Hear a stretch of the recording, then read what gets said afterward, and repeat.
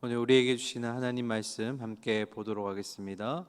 이 복된 시간에 주시는 하나님 말씀 베드로전서 5장 12절부터 14절까지입니다.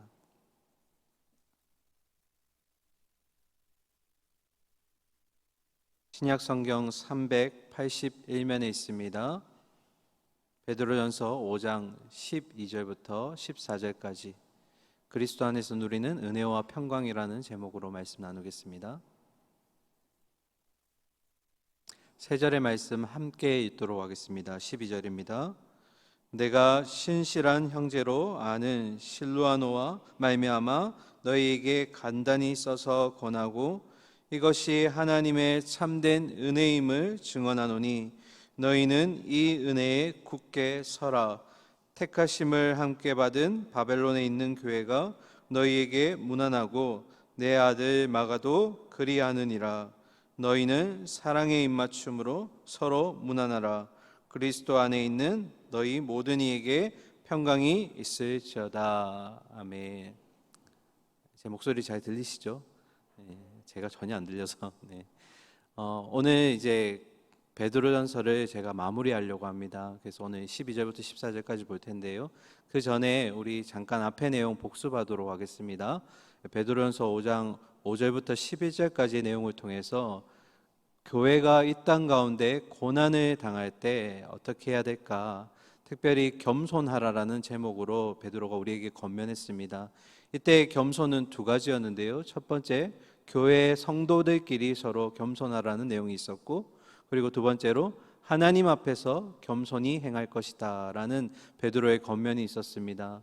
그런 가운데 베드로는 겸손하지 못한 자에 대한 이 결과를 우리에게도 알려주었는데요. 겸손하지 못한 자, 다른 말로 하면 교만한 자가 되겠죠. 교만한 자는 우리가 두 가지로 살펴볼 수 있다고 말씀드렸습니다. 첫 번째로 하나님의 뜻을 구하지 않는 자, 하나님의 임재의식도 없고 하나님을 의지하지도 않고 하나님에게 전혀 관심이 없이 자기의 힘만으로 살아가는 자가 첫 번째 겸손하지 못하고 교만한 자라고 하였습니다. 그리고 두 번째 교만한 자는 하나님의 뜻을 구하되 잘못된 동기와 잘못된 수단으로 구하는 자, 이들은 자신의 필요와 이익을 채우기 위해서 하나님을 마치 도구처럼 수단화시켜서 사용하는 존재들을 얘기합니다. 이 두 가지 교만함은 결국 자기 중심적인 모습을 우리에게 보여주었고요. 특별히 야고보서 4장에서 이런 교만한 자의 결과는 하나님이 직접 맞서 싸우신다라고 하였습니다. 하나님과 맞서 싸우면 그 결과는 결국 패망이요 절망이며 탄식밖에 없다라고 말씀드렸습니다. 그러면 겸손한 자에게 하나님이 주시는 은혜는 무엇일까? 6절을 살펴보시면 때가 되면 너희를 높이시리라 라고 하였습니다. 그러니까 이 땅에서 비록 힘들고 어렵고 고난을 당하고 있지만 그리스도를 하늘의 영광의 보좌로 올리셨던 그 하나님이 우리도 마침내는 그 영광 가운데 자리에 앉을 수 있도록 하나님이 베풀어 주실 것이다, 회복시켜 주실 것이라는 약속이 우리에게 있다는 것을 기억하셔야 될 겁니다. 그런데 특별히 베드로는 어떻게 겸손할 수 있습니까? 라는 이 질문에 대해서 세 가지로 우리에게 알려주었습니다. 기억 못하실 것 같은데 제가 하나씩만 얘기하겠습니다. 첫 번째, 너희 염려를 누구에게요? 주님께 다 맡겨라. 여기서 맡기다라는 동사는 실제 원어로는 내어 던지다. 자, 이 염려와 이 걱정을 하나님께 내어 던지게 되면 이 문제는 내게 되는 겁니까? 하나님께 되는 겁니까? 하나님께 되는 겁니다. 그러니까 우리가 그리스도인들이 가장 못하는 것 중에 하나가 이 예배당에 와서 주님께 기도하며 염려를 다 던지는데 나갈 때 어떻게 합니까? 나갈 때는 은혜만 가지고 나가야 되는데 염려와 근심을 다시 싸질머지고 나가는 겁니다. 하나님은 오늘 베드로를 통해서 정확하게 얘기하셨습니다. 너희 염려를 다 주께 내어 맡기라, 내어 던지라. 그러면 이제 그 문제는 하나님의 일하심이 되는 겁니다. 두 번째, 마귀와의 싸움에서 그 대적할 것과 그리고 근신하고 깨어있는 방법이 또 하나의 겸손의 모습이다. 그리고 마지막 10절과 11절에서 우리에게는 아까 말씀드렸던 대로 궁극적인 승리의 약속이 있습니다. 마침내 하나님이 때가 되면 너희를 높이실 것이라 약속하셨기 때문에 우리는 그저 이 땅에서 하나님의 영광을 감사하며 찬양할 수밖에 없다. 이것이 우리의 겸손의 모습이라고 말씀드렸습니다. 자, 오늘은 이제 베드로의 마지막 인사 부분인데요. 우리 12절 말씀 읽고 말씀 본문 보도록 하겠습니다. 12절입니다. 내가 신실한 형제로 아는 실로안으로 말미암아 너희에게 간단히 써서 권하고 이것이 하나님의 참된 은혜임을 증언하노니 너희는 이 은혜에 굳게 서라. 아멘. 오늘 베드로의 아주 중요한 두 명의 동력자를 보게 될 것인데요. 그 첫 번째가 바로 실로아노입니다. 로마식 표기로 되어 있는데 우리가 잘 아는 신라입니다. 신라에 대한 정보를 제가 몇 가지 여러분에게 전해드리겠는데요. 첫 번째, 신라는 유대 출신의 로마 시민입니다. 일찍이 이 사도행전 16장에서 바울이 신라와 함께 빌립보 교회 쪽에 간 적이 있습니다. 빌립보 도시에 들어갔을 때 특별히 귀신에게 귀신 들려가지고 점치는 요정을 보게 되는데요. 바울이 그 귀신을 떨쳐보냈는데 문제는 이 귀신 들린 여정을 통해서 이익을 얻는 상인들이 있었다라는 겁니다. 결국 그들이 신고하게 되는데 바울이 그때 어떤 말을 하게 되냐면 나와 신라 우리는 로마 시민입니다 라는 고백을 하게 됩니다. 여러분, 이게 오늘 중요한 이유가 되는 것은 신라가 바로 로마 시민이기 때문에 헬라어에 능통하다는 겁니다. 자, 여기서 우리는 두 가지 정보를 더 볼 수 있는데요. 첫 번째, 우리가 보았던 것은 유대 출신의 로마 시민이 신라였다. 여기서 이제 내용을 흩어져 가면 이 신라는 바울과 함께 굉장히 오랜 시간 함께했던 선교의 동력자였다라는 겁니다. 1차 여행이 끝나고 나서 이 마가 요한 조금 이따 보실 텐데요. 마가 요한이 함께 2차 여행에 데리고 가는 문제로 바울과 바나바가 굉장히 큰 싸움을 벌이게 됩니다. 이때 결국 바울과 바나바가 갈라서게 되는데 바울이 선택했던 사람이 바로 이 신라입니다. 그리고 많은 여행을 하면서 때로는 함께 매를 맞기도 했고 또 함께 감옥에 갇혔던 신라이기도 합니다. 그리고 바울이 선교 사역을 마치고 다른 곳으로 떠나갈 때 신라는 그 자리에 남아서 교회를 굳건하게 하는 그 역할도 감당했던 것을 우리가 성경을 통해 알 수가 있습니다. 두 번째로 바울의 오랜 선교 동력자가 바로 신라였고요. 아까 신라가 로마 시민이라서 어떤 언어에 능통했다고요? 헬라어, 로마어에 능통했더라. 이 베드로전서가 바로 헬라어로 기록되었는데요. 세 번째가 바로 베드로의 대필자가 이 신라라는 겁니다. 아까 말씀의 12절에 보시면 신실한 형제로 아는 실로안으로 말미암아 너희에게 뭐 했다고요? 간단히 써서 권하였다.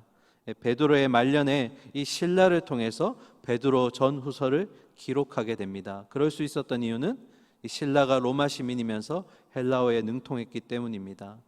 자, 그러면서 베드로가 이 동력자의 이름을 얘기하고 나서 이어서 얘기하기를 이것이 하나님의 참된 은혜임을 증언하노니 너희는 이 은혜에 굳게 서라라고 말합니다. 잠깐 베드로 전서가 기록됐던 배경 잠깐 보실 텐데요. 베드로 전서가 기록될 당시에 이 하나님을 믿고 있고 그리스도를 믿는 그리스도인들은 당시에 네로 황제의 핍박이 있기 직전 점점 더 그리스도인을 향한 핍박이 심해져 갈 때 함께했던 자들입니다. 그때 베드로가 이 시기에 로마를 방문해서 그들이 얼마나 핍박받고 있는지를 눈으로 직접 보았다라고 얘기합니다. 그런데 여기서 베드로는 이 전설을 쓰면서 두 가지를 권면하게 되는데요. 첫 번째는 이 땅에 우리는 나그네로 부름을 받게 되었다. 우리에게는 마침내 돌아갈 본향이 있기 때문에 이 땅에서는 비록 힘들고 어렵지만 고난은 나그네에게 주어진 당연한 여정이다. 그러므로 피하지 말고 함께 연단을 통해서 마지막 주실 하나님의 영광에 함께 올라가자. 그런 종말론적인 권면을 베드로가 하게 되고요.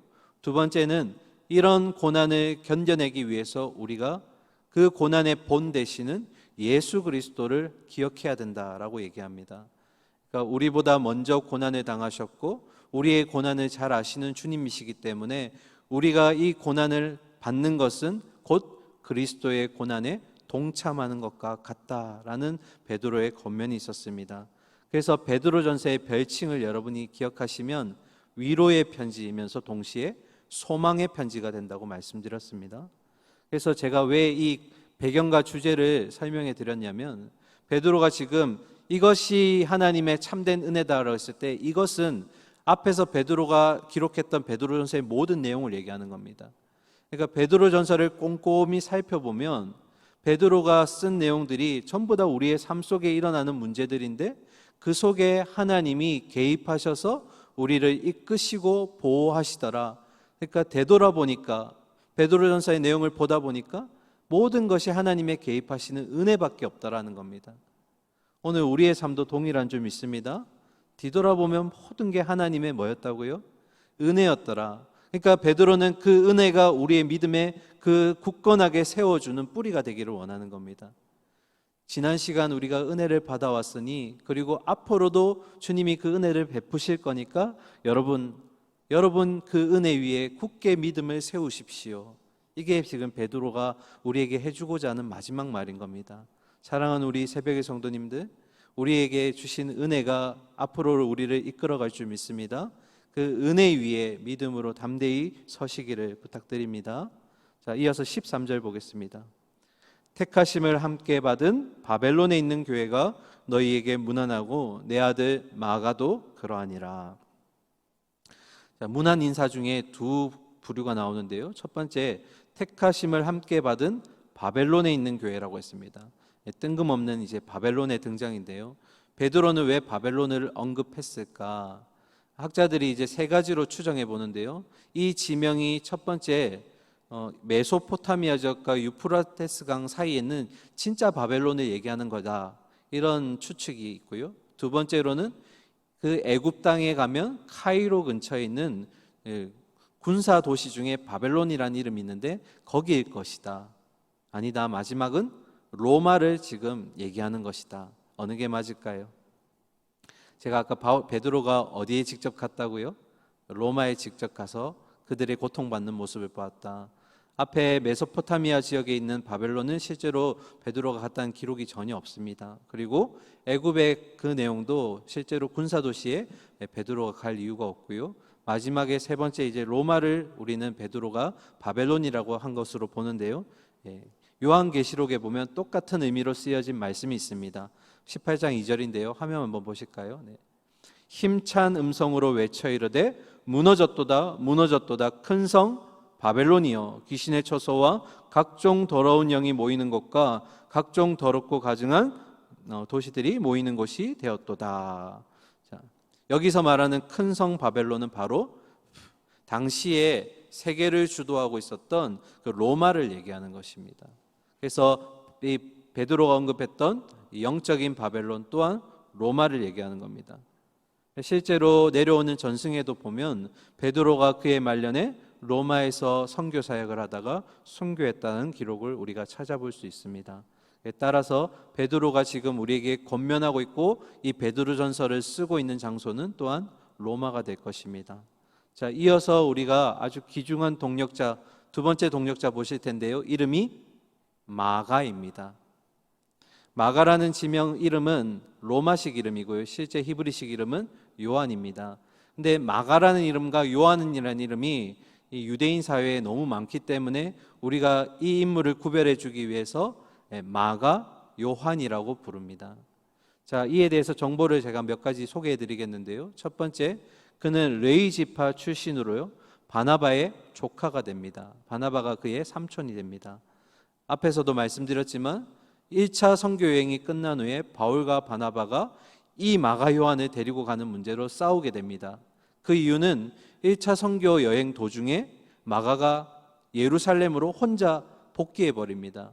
그 이유를 정확하게 알 수는 없지만, 그리고 나서 2차 여행에 이 마가를 데리고 가는 문제로 두 사람이 싸우게 되고, 바울은 누구를 데리고 갔다고요? 아까 실라를 데리고 가게 되고, 이 바나바는 조카였던 마가 요한을 데리고 구브로 섬으로 가게 됩니다. 그리고 각자 선교 사역을 하게 됩니다. 그러면 바울과 이 마가 요한은 계속해서 평행선을 그어갈까? 그렇지 않습니다. 마지막에 바울이 말년에 그가 이렇게 고백하는데요. 디모데후서 4장 9절에 보면 너는 어서 속히 내게로 오라. 여기서 너는 디모데입니다.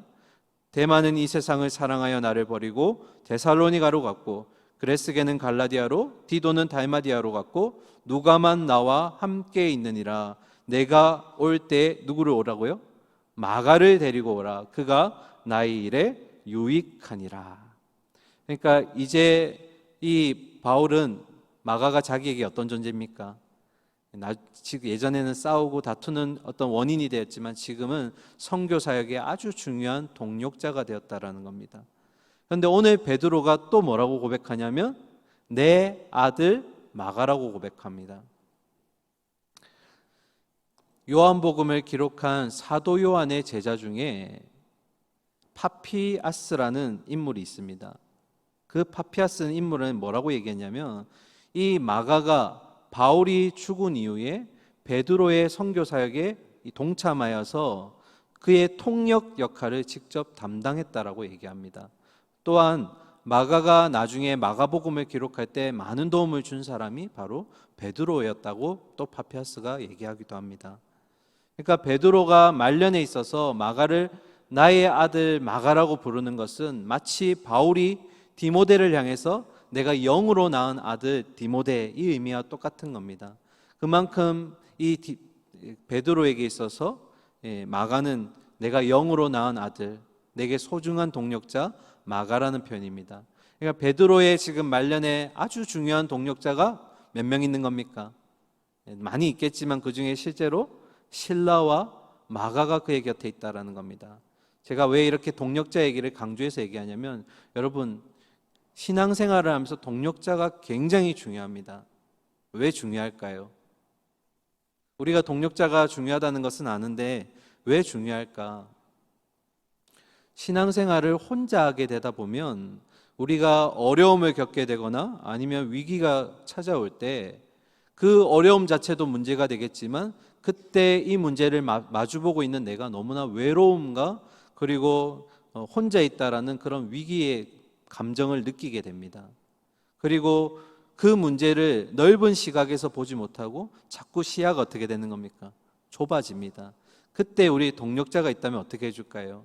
당연히 그는 나를 위해서 기도해 줄 것이고 두 번째, 제가 조금 이따 얘기하겠지만 하나님의 심정을 대신해서 전달해 줄 수 있는 역할도 동력자가 하게 되고요. 그리고 세 번째, 나의 좁아진 시야를 옆에서 보기 때문에 다시 넓게 시야를 바라볼 수 있게 대신 그 역할을 해준다는 겁니다.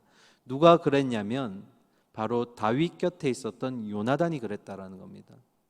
다윗이 실제로 아버지와 그 아버지 사울과 문제가 있을 때 아들이었던 요나단이 다윗 곁에 서서 하나님의 심정을 다윗에게 전해줍니다.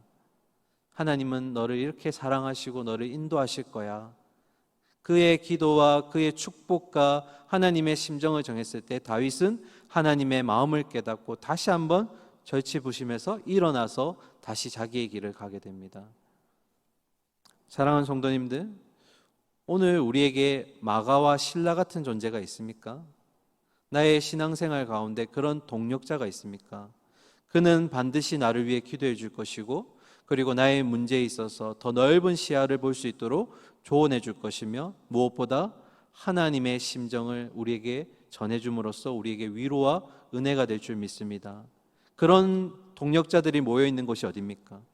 교회가 되어야 됩니다. 그래서 제가 어떻게 보면 신앙생활을 하면서 동력자가 없다라는 것은 참 우리에게 슬픈 일이 아닐 수 없습니다. 왜냐하면 교회는 동력자들이 많이 모여 있는 곳이고 동력자가 있어야 되는 곳이기 때문입니다.